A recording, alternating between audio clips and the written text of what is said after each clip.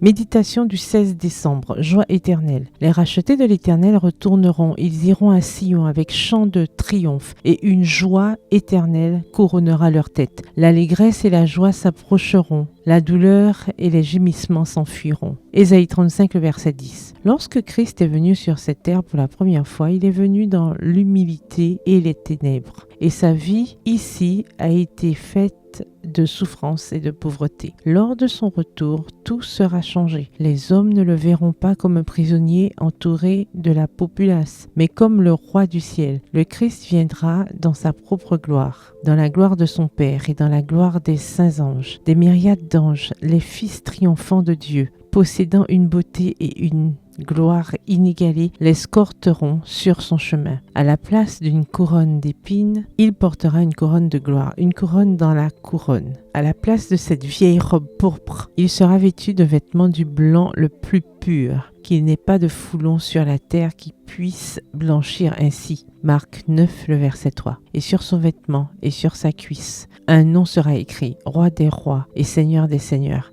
Extrait du magazine The Review and Herald du 13 novembre 1913. Le Christ aura été pour ses fidèles disciples un compagnon de chaque jour et un ami intime, parce qu'ils auront vécu en étroite communion avec Dieu. Sur eux s'est levée la gloire de l'Éternel et la connaissance de cette force qui se dégage de la face du Christ aura été manifestée en eux. Maintenant, ils se réjouissent dans la gloire de la majesté du ciel. Ils sont prêts à entrer dans la communion du ciel, car ils ont déjà le ciel dans leur cœur. Extrait du livre Message à la jeunesse au chapitre 46 à la page 164. La tête levée, éclairée par les rayons éclatants du soleil de justice, heureux à la pensée que l'heure de la rédemption a sonné, ils vont à la rencontre de l'époux. Extrait du livre Les paraboles de Jésus, le chapitre Le service de Dieu à la page 369. Encore un peu de temps et nous verrons le roi dans toute sa majesté. Encore un peu de temps et il essuiera toute larme de nos yeux. Et d'innombrables voix chanteront ce chant. Voici le tabernacle de Dieu avec les hommes. Il habitera avec eux et ils seront son peuple et Dieu lui-même sera avec eux. Apocalypse 21, le verset 3.